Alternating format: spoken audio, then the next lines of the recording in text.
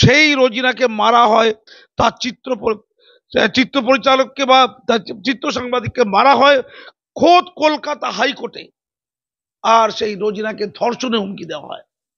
তারপরেও যারা নীরব আছে আমরা তাদের দেখে নেব, এই চেতাবনী দিয়ে রাখলাম। সেই সবচেয়ে পিছিয়ে পড়া বঙ্গের মুসলিম নারী তুমি রোজিনা, তুই বুম হাতে আমার কাছে না। হাইকোর্ট, ন্যায়ালয়, মানুষকে ন্যায় দেওয়ার মানুষ, যাদের উপর মানুষ তাকিয়ে আছে, সেই উকিলের দল, তারা তোমার সাংবাদিক ফটোগ্রাফারকে মারছে, তোমাকে নিয়ে খেলছে, তোমার মোবাইলটা নিয়ে ছুটছিল না, ওরা তোমার ইজ্জত নিয়ে ছুটছিল। কিছু করছিল, ইজ্জত নিয়ে লোফালোফি করছিল। যারা স্রোতের অনুকূলে চলে, শাসকের ভজনা করে, পৃথিবীর ইতিহাস তাদের মনে রাখে না। যারা স্রোতের প্রতিকূলে চলে, যারা বলতে পারে রাজা তুমি উলঙ্গ, নিজের সর্বোত্তম ক্ষতি করে, ইতিহাস তাদের মনে রাখে। তুমি সেই পথের প্রতি, তুমি বিরোধী তো, তুমি তো উল্টো কথা বলো, তুমি মহিলা নও, তুমি মানুষই নও, তোমাকে মারা যায়, তোমাকে মারা যায়। যাদবপুর বিশ্ববিদ্যালয়ে যে ছেলেটি চাকার তলায় পড়ে গিয়েছিল, সবচেয়ে আগে মুখ্যমন্ত্রী দরকার ছিল তার প্রতি সহানুভূতি দেখানো। অযোগ্য, অসভ্য, বর্বর লোকদেরকে আপনি মুসলমান সমাজের মুখ দেখতে চান? যারা পদলেহন করতে বিশ্বাস করে। কেন করে পদলেহনটা? চুরি করার জন্য, চিটিংবাজি করার জন্য, ধান্দাবাজি করার জন্য। তারা ধর্মকে ব্যবহার করছে, পেশি আস্ফোরণকে ব্যবহার করছে, আপনাদের নির্বুদ্ধিতাকে ব্যবহার করছে। নমস্কার দর্শক, আমি রোজিনা রয়েছি আপনাদের সঙ্গে। আপনাদেরকে জানিয়ে রাখতে চাই, মানে দুদিন সত্যি আমি যে ট্রমার মধ্যে দিয়ে গেছি আপনারা প্রত্যেকেই জানেন। আমার উপর কি ধরনের অত্যাচার হয়েছে, শারীরিক মানসিক দুদিকেই। রীতিমতো আমি অনেকটা নিজেকে গুছিয়ে আপনাদের সাপোর্ট, আমার বঙ্গ টিভির দর্শক, সারা পশ্চিমবঙ্গের মানুষের যে ভালোবাসা আশীর্বাদ আমি পেয়েছি, তাতে আমি ধীরে ধীরে নিজেকে তৈরি করছি আবার পুনরায় সেই ফর্মে ফেরার জন্য। বলছি, আমি একটা জিনিস বলতে চাই, যারা এই মুহূর্তে আমি যে ভিডিওটা করছি, এখনো পর্যন্ত কোনো দোষী গ্রেপ্তার নয়, এখনো পর্যন্ত আমাকে থানার তরফ থেকে কোনো রকম ভাবে মানে আমাকে যোগাযোগ করা হলো না। আমি কাল থানায় ফোন করেছিলাম, তারা যোগাযোগ করা তো দূরের কথা, আমি করেছিলাম, সেক্ষেত্রেও আমার যিনি আয়ও তার তরফ থেকে আমি কোনো রকম এখনো পর্যন্ত ফোন কল বা কিছুই আমি এখনো পর্যন্ত পেলাম না। আজ সোমবার, আজ ওয়ার্কিং ডে দিয়েছিলাম, একটা ওয়ার্কিং ডে চলে গেল কিন্তু কিছুই ব্যবস্থা হলো না। আমি কমপ্লেনটা করেছিলাম ঠিক শুক্রবার 10টা 15। আমি একটা কথা বলতে চাই, আপনাদের ভালোবাসা, আপনাদের আশীর্বাদ, আপনাদের ভরসা আমাকে ধীরে ধীরে গড়ে তুলছে। আবারও পুনরায় সেই রোজিনার ভূমিকায় আপনারা দেখতে পাবেন। একদম আপনারা বলছেন আপনাদের কণ্ঠস্বর আমি সেটাই হতে চাই আর সেটাই হয়ে থাকতে চাই। আমার আমি আপনারা অনেকেই বলেছেন যে আমি এত কেঁদেছি বা এত ভেঙে পড়েছি, ভগ্ন হৃদয়, সত্যি এতটাই কেঁদেছি। ওই চোখের জল, সত্যি বলছি, আমি ভয় পেয়ে চোখের জল নয়, ওই চোখের জল আমার আত্মসম্মানে লেগেছে যে আমাকে চিনতে পেরে, আমাকে দেখতে পেয়ে, যেখানে 7 বছর ধরে হাইকোর্টের বাইরে দাঁড়িয়ে আমি কন্টিনিউয়াস কাজ করেছি, সেখানে আমাকে আক্রমণের শিকার হতে হয়েছে, সিসিটিভি এখতিয়ারের মধ্যে আমাকে আক্রমণের শিকার হতে হয়েছে, সেখানেই আমার আত্মসম্মানে লেগেছে। সেই জল, সেই চোখের জলের প্রতিটা দাম আমি দেবো একদম, মানে শাসক দল হোক বা যারা আমার উপর যে আক্রমণ নামিয়ে এনেছেন তাদেরকে সেই চোখের জলের দাম এক একটা করে বুঝিয়ে দেবো। আমার এই গলার স্বর দিয়েই তাদেরকে বুঝিয়ে দেবো যে চোখের জল আমার পড়েছে এবং যে শারীরিক মানসিক হেনস্থার শিকার হয়েছে এবং আমার ক্যামেরা পার্সনের উপরে যে অত্যাচার হয়েছে, যে নারকীয় অত্যাচার হয়েছে, তার জবাব এই প্রতিটা কণ্ঠে এই বঙ্গ টিভির মধ্যে দিয়েই দেবো। প্রত্যেকটা দর্শক আমার পাশে থাকবেন। আমার সঙ্গে রয়েছেন পদ্মশ্রীপ্রাপ্ত শিক্ষাবিদ কাজী মাসুম আক্তার। আর বলছি, সংখ্যালঘু সমাজ কি ঘুমিয়ে পড়েছে? অনেকেই বলছেন যে এরা সংখ্যালঘু সমাজের আবার কে রোজিনা, কারণ সংখ্যালঘু সমাজের তো এরা কথা বলে না, এরা তো বিজেপির দালালি করে। অনেক কমেন্ট আমি পেয়েছি, এমনকি ধর্ষণের হুমকিও পেয়েছি এই মুহূর্তে দাঁড়িয়ে। আপনারা সেই স্ক্রিনশট দেখেছেন, ভাইরাল এই মুহূর্তে। আমি বলছি, ধর্ষণের হুমকি দিচ্ছে, একে ধর্ষণ করা উচিত ছিল। বলছি আমার উপর আক্রমণ করে ছেড়ে দেওয়া উচিত নয়, তারা বলছে আমার উপর নাকি ধর্ষণ করে দেওয়া উচিত ছিল। তারা কারা? তারা এই সংখ্যালঘু সমাজেরই লোক, তারা একদম সংখ্যালঘুই, তারাই আমাকে এইরকম বার্তা দিচ্ছে। আমি কাদের জন্য কথা বলি বলুন তো? আমি পশ্চিমবঙ্গের মানুষের জন্য কথা বলি। এবং আমি আর কেউ নয়, সেই গ্রাম বাংলা, হাওড়ার প্রত্যন্ত গ্রাম, আপনারা প্রত্যেকেই জানেন আমার যে গ্রাম, সেখান থেকে উঠে এসে ধীরে ধীরে নিজেকে তৈরি করে কারোর সাহায্য ছাড়া আজ এই জায়গায় নিজের এই কণ্ঠস্বর দিয়ে, নিজের এই প্রশ্ন দিয়ে, এই উদ্দীপ্ত কণ্ঠে যে প্রশ্নগুলো আমি তুলে আনি, যে প্রশ্ন আপনাদের মনে থাকে সেই প্রশ্ন আমি তুলে আনি, সেই প্রশ্নগুলো মানুষকে করি, সেই প্রশ্নের আঁচ আজকে আমাকে এইভাবে ভুগতে হলো। এই চোখের জলের দাম আমি প্রতিটা প্রতিটা এপিসোড, প্রতিটা কণ্ঠে আমার দীপ্ত হবে, এই চোখের জলের দাম একদিন না একদিন চোকাতেই হবে। এই প্রতিজ্ঞাবদ্ধ হয়ে আজকে আমি কাজ শুরু করছি। আমার সঙ্গে রয়েছেন স্যার। স্যার, আমার উপর যে অত্যাচার হয়ে গেছে, আপনি সোশ্যাল মিডিয়ায় সরব হয়েছেন, সব জায়গায় সরব হয়েছেন, আমি বলছি স্যার, এর সামাজিক দিক থেকে আপনি একটা বিবেক। আমি বলতে চাইছি স্যার, এই মুহূর্তে দাঁড়িয়ে আপনি আমার বিষয়টাকে কিভাবে দেখছেন? আমি বলছি, যেভাবে আমার উপর, আমার ক্যামেরা পার্সনের উপর অত্যাচার হলো, আপনি জানেন স্যার, আমরা ছোট্ট মোবাইল দিয়ে একটা কাজ করি, তো সেক্ষেত্রে সেই মোবাইলটাকে নিয়ে টানাটানি, হিচড়া হিচড়ি, আমাদের সেটা প্রাণের থেকেও প্রিয়। আপনার কাছে অনেকবার ইন্টারভিউ নিতে এসেছি, আপনি জানেন আমরা জিনিসগুলো কিভাবে যত্ন করে রাখি। স্যার, কি বলবেন? দেখো রোজিনা, তুমি হাওড়ার প্রত্যন্ত গ্রাম থেকে এসেছো, অনেক দর্শক জানে না আমিও হাওড়ার প্রত্যন্ত গ্রাম থেকে এসেছি। কোথায় টান তো আছে একটা, আমার বলতে কোনো দ্বিধা নেই, আপত্তি নেই। তোমার প্রতি আমার বাড়তি টান আছে। কেন জানো না? তুমি মুসলমান বলে, মুসলমান সাংবাদিক বলে। আমাদের সমাজে সবচেয়ে পিছিয়ে পড়া অংশ হচ্ছে মুসলিম নারী অংশ। সাচার কমিটির রিপোর্টে পরিষ্কার বলা আছে যে পশ্চিমবঙ্গের বাঙালি মুসলমানরা ভারতের সবচেয়ে পিছিয়ে পড়া মুসলমান জনগোষ্ঠী। 2006 সালে মনমোহন সিং সরকার সাচার কমিটির রিপোর্ট বেরোনোর পর তিনি একটা বিবৃতি দিয়েছিলেন, বক্তব্য রেখেছিলেন। সেটা নিয়ে আমি টকশোতে আলোচনা শুনছিলাম, কিন্তু কেউ ব্যাখ্যা দিতে পারছিল না। আমি তোমাদের চ্যানেলের মাধ্যমে ব্যাখ্যা দিই। তিনি বলেছিলেন, মনমোহন সিং তৎকালীন প্রধানমন্ত্রীর কথা বলছি, 2006 সালে সাচার কমিটির রিপোর্ট, যে সাচার কমিটির রিপোর্টটা তিনি তৈরি করতে বলেছিলেন। গোটা ভারতবর্ষের মুসলমানদের তার প্রতি কৃতজ্ঞ থাকা উচিত। হ্যাঁ, ডক্টর মনমোহন সিং এর প্রতি। তিনি বলেছিলেন ভারতবর্ষের টোটাল সম্পদের উপরে সবচেয়ে অগ্রাধিকার থাকা উচিত মুসলমানদের। ঠিক এই ওয়ার্ড। কেন কেন থাকা উচিত? কারণ তারা সমাজের সর্বোত্তম ভাবে ধর্মীয় জনগোষ্ঠী হিসাবে পিছিয়ে, সবচেয়ে পিছিয়ে তারা। হ্যাঁ, অন্যান্য ধর্মগোষ্ঠী অপেক্ষা হিন্দু জনগোষ্ঠী সামগ্রিকভাবে বলছি, তফসিলি জাতি উপজাতি পিছিয়ে, ঠিক কথা, সামগ্রিকভাবে বলছি। বৌদ্ধ, জৈন, খ্রিস্টান, পার্সি, শিখ, ইসাই সবাই মিলিয়ে সবচেয়ে পিছিয়ে মুসলমানরা। এবং গোটা ভারতবর্ষের মুসলমানরা পিছিয়ে। সেই গোটা ভারতবর্ষের মধ্যে সবচেয়ে পিছিয়ে মুসলিম জনগোষ্ঠী বাঙালি মুসলমান পশ্চিমবঙ্গে।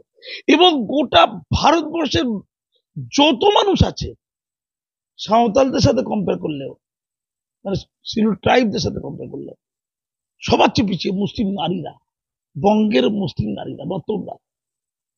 সেই সবচেয়ে পিছিয়ে পড়া বঙ্গের মুসলিম নারী তুমি রোজিনা, তুই বুম হাতে আমার কাছে। তোমাকে লক্ষ লক্ষ পশ্চিমবঙ্গবাসী তোমার তর্পণ করে, আমি দেখেছি তর্পণ করে। পৃথিবীর ইতিহাসে যারা স্রোতের অনুকূলে চলে, শাসকের ভজনা করে, পৃথিবীর ইতিহাস তাদের মনে রাখে না। যারা স্রোতের প্রতিকূলে চলে, যারা বলতে পারে রাজা তুমি উলঙ্গ, নিজের সর্বোত্তম ক্ষতি করে, ইতিহাস তাদের মনে রাখে। তুমি সেই পথের প্রতি। হতে পারে তুচ্ছ, আমিও হতে পারি তুচ্ছ, আমরা অতি তুচ্ছ, অতি ক্ষুদ্র, কিন্তু একটা শক্তির নাম। সেই বিশাল, যে বিপুল বিশাল সেতু বন্ধন করেছিল বানরেরা, বানর সেনারা, মনে পড়ে? হ্যাঁ, রাম সেতু যেটা বলা হয়, ক্ষুদ্র ক্ষুদ্র ভাবে, কল্পনারও বাইরে ছিল। এটা আমাদের অনেক পৌরাণিক কথা। ক্ষুদ্র ক্ষুদ্র, আমরা খুব ক্ষুদ্র, কিন্তু শক্তি, হ্যাঁ, একেবারে শক্তি। রোজিনা তাই। এই যে যারা বলছেন, যে আমি স্যার নিজের অভিজ্ঞতা দিয়ে এই কদিনে বুঝতে পারছি, সত্যি আপনি বিশ্বাস করুন তো স্যার, যারা বিজেপির অসংখ্য, মানে আমি বলছি সে বিরোধী দলনেতা বলুন, সুকান্ত মজুমদার বলুন, মোহাম্মদ সেলিম বলুন, মানে আমি বলছি প্রত্যেকে আমাকে ফোন করেছে, আমাকে বিকাশ রঞ্জন ভট্টাচার্য, প্রথমত বিকাশ রঞ্জন ভট্টাচার্য, যে এই গুন্ডা বাহিনীদেরকে ছেড়ে দেওয়া যাবে না, তুই এদের বিরুদ্ধে ব্যবস্থা গ্রহণ কর। মানে আমি বলছি এনারা যারা সত্যি আমার সাথে ফোন করেছে, খবর নিয়েছে, প্রত্যেকটা মুহূর্ত পাশে থেকেছে। আপনি বলুন তো, শাসক দলের তরফ থেকে এখনো পর্যন্ত আমার কাছে কোনো ফোনও আসেনি, আমার তো আমাকে নিন্দা জানিয়ে কোনো পোস্টও দেখতে পেলাম না। কিন্তু শাসক দলের কভারেজও তো আমি করতাম, এমন নয় যে শুধু সরকারের গঠনমূলক সমালোচনা করি, তা তো নয়। অনেক বক্তা শাসক দলের ছিল আমার, যারা বঙ্গ টিভিতে এসে বলতেন। বলছি তাদের তরফ থেকে এতটাই মেরুদণ্ড বিকিয়ে দিয়েছে, তারা একটা কথা বলতে পারলো না, মানে একটা শব্দ ব্যয় করতে পারলো না, মহিলা হিসেবেও পারলো না, সাংবাদিক ছেড়ে দিন। তুমি বিরোধী তো, তুমি তো উল্টো কথা বলো। তুমি মহিলা নও, তুমি মানুষই নও, তোমাকে মারা যায়, তোমাকে মারা যায়। যাদবপুর বিশ্ববিদ্যালয়ে যে ছেলেটি চাকার তলায় পড়ে গিয়েছিল, সবচেয়ে আগে মুখ্যমন্ত্রী দরকার ছিল তার প্রতি সহানুভূতি দেখানো, প্রকৃত তদন্ত হয়ে দেখবে, দেখা, কথা বলা, যে প্রকৃত তদন্ত করে দেখা আসলে কি হয়েছে। এটা হলে কিন্তু অনেক সমস্যা মিটে যেত। যেই হোক, আমার প্রশ্ন অন্য জায়গায়। রোজিনা, আমি অন্য জায়গায় কি কথা বলছি, সবাই যে কথা বলবে আমি ওর কথা বলছি না। রামমোহন রায় বিদ্যাসাগররা যে সমাজ সংস্কার আন্দোলন করেছিল, সেটা হিন্দু সমাজের মধ্যে কেবলমাত্র ছিল, এবং তাতে লাভবান হয়েছিল কেবলমাত্র হিন্দু সমাজ, মুসলমান সমাজ নয়। কাজী মাসুম আক্তারের দায় তার সমাজকে আলোকিত করা, এগিয়ে নিয়ে যাওয়া। রোজিনাদেরও দায়। রোজিনা বুম হাতে, মাসুম আক্তার গলায় রক্ত তুলে বলে রাস্তায় নেবে। তাই নিয়েই তো আমাকে ধর্ষণের হুমকি পেতে হচ্ছে স্যার। আমি ওই জায়গায় আসতে হয়েছে। সেই কাজটা যে মানুষ করছে, সরকার এই যে বললাম কাঁপছে ভয়ে, কথা বলতে পারছে না, আসলে মেরুদণ্ডের সংকট। এই যে যাদবপুর বিশ্ববিদ্যালয় আজকে যে সংকট, মূল সংকট হচ্ছে মেরুদণ্ডহীনতার সংকট। মেরুদণ্ড নেই, প্রশাসন মেরুদণ্ডবিহীন। আমি ওখানে আছি বলে বলছি, তাই এই দুর্দশা।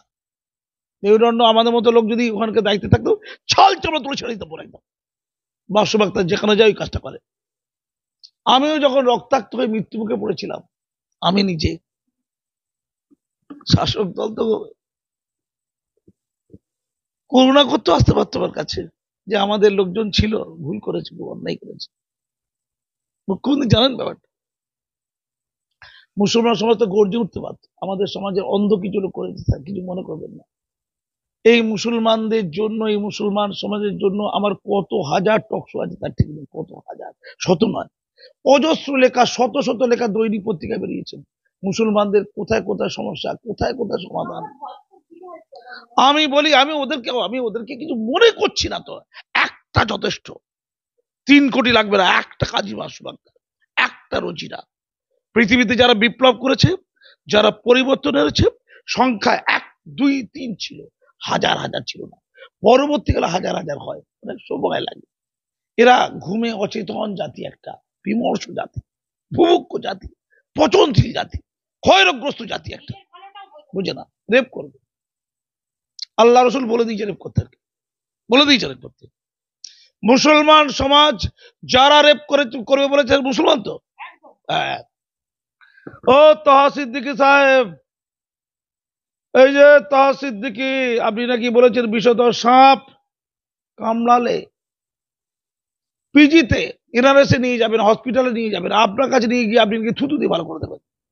মাননীয়া কুসংস্কার ছড়াচ্ছে, আর তার তার স্বজাতির একজন সাংবাদিককে প্রকাশ্যে সোশ্যাল মিডিয়ায় রেপ করে বলছে। তোহা সিদ্দিকী চুপ, এই চুপ থাকা হচ্ছে পাপ, ইসলাম বিরোধিতা। সিদ্দিকুল্লাহ সাহেব, ফিরহাদ হাকিম সাহেব, হুমায়ুন কবির সাহেব, যত ইনশাল্লাহ ইল্লাল্লাহ খোদাফেজ, যত ইসলামী ইমাম মৌলানা, ধিক্কার জানাচ্ছি আপনাদেরকে। আপনারা ইসলাম থেকে বহিষ্কৃত, আমি বলছি আপনাদের। কোরআন বলে জিহাদ কাকে বলে জানেন তো? অন্যায়কে বরদাস্ত না করার নাম জিহাদ। আপনার বোনকে রেপ করবে বলছে, আপনি চুপ। আপনি বলবেন জানতাম না, এই যে বলে দিলাম, এই তো বলে দিলাম। এবার বিক্ষোভ করুন, না হলে বাংলাদেশের মতো অবস্থা হবে। না হলে 56টা দেশে, ইসলামিক কান্ট্রিতে যে দুরবস্থা চলছে, ওই দুরবস্থার সঙ্গে আপনারা হবেন। আমি একটা পরিষ্কার কথা বলছি, ও আগে মরতে হতো নাকি তোমাকে, বুঝি না, মরে যেতে হতো নাকি? মানে আমি বুঝতে পারছি না, হাইকোর্ট, ন্যায়ালয়, মানুষকে ন্যায় দেওয়ার মানুষ, যাদের উপর মানুষ তাকিয়ে আছে, সেই উকিলের দল, তারা তোমার সাংবাদিক ফটোগ্রাফারকে মারছে, তোমাকে নিয়ে খেলছে, তোমার মোবাইলটা নিয়ে ছুটছিল না ওরা, ওরা তোমার ইজ্জত নিয়ে ছুটছিল। কিছু করছিল, ইজ্জত নিয়ে লোফালোফি করছিল। কি বললাম, ওটা মোবাইলকে একজনের কাছ থেকে অন্যজনকে ছুড়ে ছুড়ে দেওয়া না। তোমার যে মর্যাদা, আসলে তুমি তো দুধের গায়ে অমানুষ, তোমাকে মানুষ বলে মনে করছে না। মুসলমান আবার মহিলা, মানুষ নাকি তারা? তারা শুধু বাচ্চা দান করে, সন্তান পয়দা করে, তারা মানুষ নয়। যারা বলে গুজরাটে ওই মহিলাকে পেট চিরে সন্তান বের করে রেপ করেছিল, প্রথমে তার পেটটা চিরে সন্তানগুলোকে ফেলে দিয়ে ছুড়ে খেলা করেছিল, তাই তো গুজরাটে দাঙ্গায়? খুব দুঃখ তো না? খুব দুঃখ তো, খুব ব্যথা তো। পশ্চিমবঙ্গে তো মুখে বলছে, এই মুখে বলতে বলতে বলতে বলতে প্রশ্রয় পেতে পেতে পেতে পেতে যাদবপুর বিশ্ববিদ্যালয় তৈরি হয় না, দেখতে পাচ্ছেন তো? তেমন আপনার পরিবারের ওই রমণী যে বোরখার মধ্যে লুকিয়ে আছে, তারও ইজ্জতহানি করবে যদি এইটা চলতে থাকে, যদি এইটা চলতে থাকে। আমি পরিষ্কার রাজ্যের বুদ্ধিজীবী সমাজকে বলছি, আমার সমাজ অসহায়। তুমি বলো তো রোজিনা, আমরা মিডিয়াতে কটা পার্সেন্ট আছে, পয়েন্ট সামথিং, আমরা 34%, 35% মুসলমান পশ্চিমবঙ্গে। এই মিডিয়া যে বুম নিয়ে আছো, তুমি টোটাল বুম নিয়ে যতগুলো মহিলা, যতগুলো সাংবাদিক সঞ্চালিকা আছে পশ্চিমবঙ্গে, তুমি তার পরিসংখ্যান তৈরি করো টোটাল, তার মধ্যে 1% নয় যেটা রোজিনা দায়িত্ব পালন করছে, 1% নয়। তারা কোন কথা বলছে? তারা যদি বলে যে পশ্চিমবঙ্গে শাসক দলকে বিপুল ভোট দিয়েছে মুসলমানরা, এই সরকার মূলত মুসলমানদের সরকার, শুভেন্দু অধিকারী হাজার কথা বলতে পারে, এই কথাটি বেঠিক বলেনি। কারণ শাসক দলের টোটাল ভোটের 65% ভোট হচ্ছে মুসলমানদের। শাসক দলের যে 45% ভোট, সেই 45-এর 65% ভোট মুসলমানদের। 1,30,000 থেকে 32% ভোট মুসলমানদের পেয়েছে। সেই মুসলমান সমাজের উন্নয়ন কোনটা? শিক্ষায় উন্নয়ন, চাকরিতে উন্নয়ন, ব্যবসায় উন্নয়ন, ক্ষমতায়ন উন্নয়ন, সাংস্কৃতিক উন্নয়ন, তাই তো, আর্থিক উন্নয়ন, শিল্পে উন্নয়ন, বলে রে, সেই উন্নয়নের মানদণ্ডে তারা সবচেয়ে পিছিয়ে। সেই কথাটা যদি রোজিনারা এই চ্যানেলের মাধ্যমে বলে, কোথায় অন্যায় হচ্ছে বৃহত্তম সমাজে? কয়লা চুরি, আমাদের প্রতি যে ঘটনাগুলো ঘটে যায়, আপনি নাজিয়া এলাহির ক্ষেত্রেও সে যেভাবেই হোক সে আক্রান্ত, আপনি মুখ খুলেছেন, আমার ক্ষেত্রেও মুখ খুলেছেন। শুধু কাজী মাসুম আক্তার কেন, এমন হাজার হাজার কাজী মাসুম আক্তার কেন এগিয়ে আসছে? অনেকে আমাকে নিয়ে ঈর্ষান্বিত, তারা বলে আমি নাকি পদ্মশ্রী পেয়েছি শিক্ষা সাহিত্যে বিজেপির জন্য। আমি তাদের করুণা হয়, দুঃখ হয়। ঠিক একই রকম অসম্মান এরা করেছে কাদের নাম বলি, father of dentistry in India, ভারতের দন্ত চিকিৎসার জনক ডক্টর রফিউদ্দিন আহমেদ। তাকে তার জীবদ্দশায় কাফের বলা হতো, তার জীবদ্দশায় তার নাম ছিল কাফের। যে এশিয়া মহাদেশে প্রথম দাঁতের চিকিৎসা শুরু করেছিল, doctor Ahmed dental college. A P J Abdul Kalam ছিল কাফের, এই কিছুদিন আগে বন্ধু ছিল, এখন মারা গেছে, এখন কাফের বলে না তেমন। কাজী নজরুল ইসলামের নাম ছিল কাফের। হয়ে যাই, এরা কি তোহা সিদ্দিকের মতো লোক চাইছে সমাজে? এরা কুলাঙ্গার, এই কুলাঙ্গার গুলো যারা বিষাক্ত পয়জন সাপে কামড়ালে তার ঘরে থুতু দিয়ে ভালো করে দিতে পারে না। আমি একটু বলে নিই, আমি বিস্মিত। আমি পদ্মশ্রী পেয়েছি পশ্চিমবঙ্গের ইতিহাসে একমাত্র মুসলমান শিক্ষা সাহিত্য পদ্মশ্রী। ৭৭ বছর চলে গেছে, কত সরকার ছিল, এই ৭৭ বছরে একটা যোগ্য মুসলমান পশ্চিমবঙ্গে পয়দা হয়নি, না দেয়নি। এটা মুসলমান সমাজ বুকে হাত রেখে বলে। আচ্ছা, আমাকে তো 20 সালে পশ্চিমবঙ্গ সরকার, ভারত সরকার পদ্মশ্রী দিয়েছে। তার আগে 2017 সালে রাজ্যের সেরা প্রধান শিক্ষক হিসাবে শিক্ষারত্ন সম্মান দিয়েছে মমতা ব্যানার্জি। তাহলে মমতা ব্যানার্জিকে একটা ভোট দেওয়া উচিত না, আমাকে শিক্ষারত্ন দিয়েছে কেন? তাহলে আমি যোগ্য ছিলাম। মুসলমান সমাজে প্রত্যেকে অসম্মানিত হয়, প্রত্যেকে হচ্ছে দুধের গাই। এগিয়ে থাকা খবর কাগজ আমাকে দ্রোণাচার্য দিয়েছে, প্রিন্সিপাল অফ দ্য ইয়ার 2016। এখন প্রত্যেকে মানে আমি কি? আমি আমার যোগ্যতায় যেটা দেখাতে পেরেছি, আমি যাদবপুর বিশ্ববিদ্যালয় এখন চ্যান্সেলর নমিনি, ওদের মনিটরিং কমিটির চেয়ারম্যান। এই বিশ্ববিদ্যালয়ে যে দুর্ঘটনাগুলো ঘটছে, আমার মতো লোক প্রপারলি কাজ করতে পারলে, আমার কথাও নেই চললে এই দুরবস্থা তো ঘটতো না। সেই একটাই কাজী বাসু আক্তার। হ্যাঁ, পশ্চিমবঙ্গের ইতিহাসে, যাদবপুর ইউনিভার্সিটির তৈরি ইতিহাসে কোন মুসলমান চ্যান্সেলর নমিনি এই প্রথম আমি কাজী বাসু আক্তার। এতে মুসলমানদের গর্ব না দুঃখ? ও ওই পথে তহসিল গেলে ভালো হতো? দুঃখ? নির্লজ্জ জনজাতি। একটা জনজাতি, সেই জনজাতিকে কখন ধ্বংসপ্রাপ্ত বলা যায়? তখন বলা যায় যখন সেই জনজাতি বা সেই ধর্মগোষ্ঠী সেই সমাজের গুণী লোকদের চিনতে পারে না।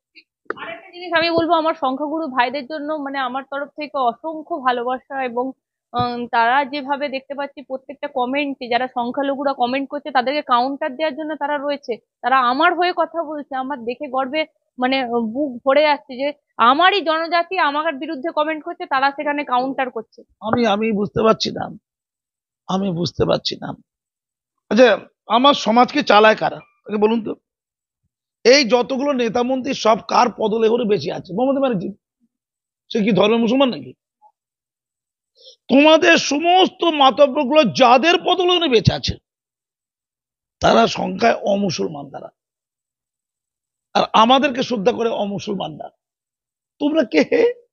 তোমাদের সমাজে কি পৌঁছে? কে তোমরা? কি আসলে ওরা গুণীকে অসম্মান করবে?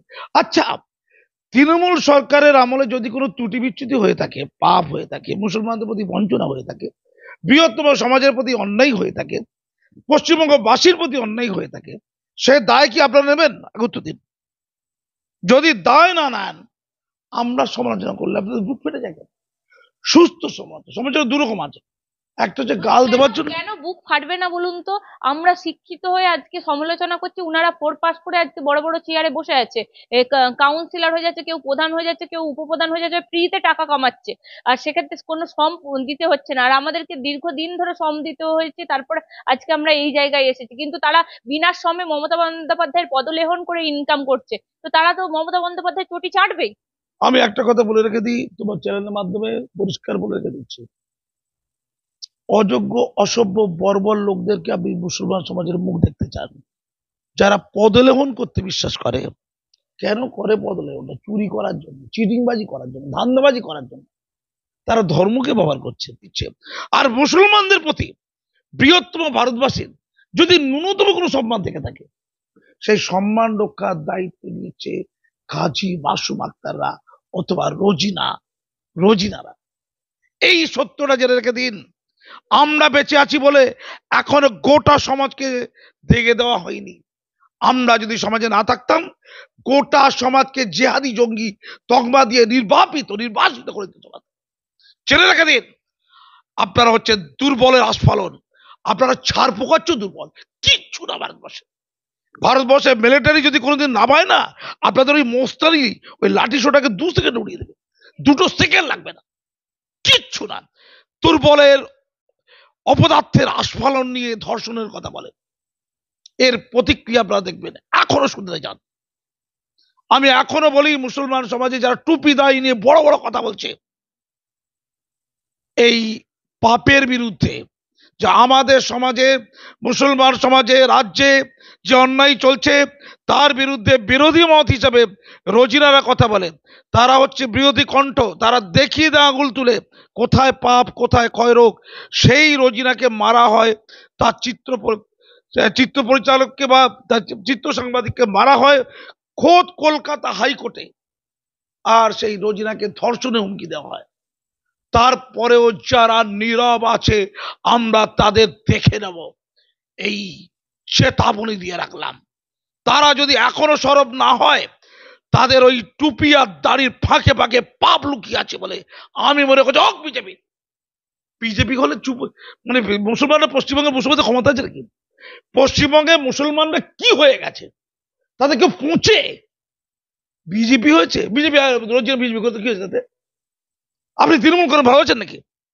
তৃণমূলের লাখগুলো চুরি করে সরবরাহ করে দিয়ে ভালো করছে ও? তৃণমূল আল্লাহ কি তৃণমূল করতে বলেছে নাকি? আল্লাহ তৃণমূল করতে বলেছে আর বিজেপির বিরুদ্ধে করতে বলছে? আল্লাহ বলেছে? আমি বলছি যে শুভেন্দু অধিকারীকে নিয়ে আপনারা এত আপত্তি করেন, শুভেন্দু অধিকারী মুসলিমদেরকে নিয়ে এত কথা বলছে, এত সরব হচ্ছে বলেন, সেই শুভেন্দু অধিকারী তো সব থেকে প্রথম আমার পাশে রয়েছে। আমি বলি শুভেন্দু অধিকারী যদি তৃণমূলে যোগদান করে, মাথায় টুপি দিয়ে ওই শুভেন্দু অধিকারীর পায়ের কাছেই মোল্লাগুলো মাথা নত করবে। ক্ষমতাশালীর পা ধরতে এদের 2 সেকেন্ড লাগে না। আবার উচ্চারণ করছি, শুভেন্দু অধিকারী যদি তৃণমূলে আসে, মাথায় টুপি দিয়ে ইফতার পার্টিতে যায়, মুসলমানদের লোকগুলো মাথায় টুপি দিয়ে তার পায়ের কাছে মাথা নত করে মশাই মশাই করবে। এটা হচ্ছে ক্যারেক্টার। এখন যেটা অন্যান্য তৃণমূলী হিন্দু নেতাদের কাছে পা চাটছে বসে বসে ওই দাড়ি টুপিওয়ালা অসভ্য বর্বর গুলো, আমি ওদের বিরুদ্ধে জিহাদ ঘোষণা করেছি।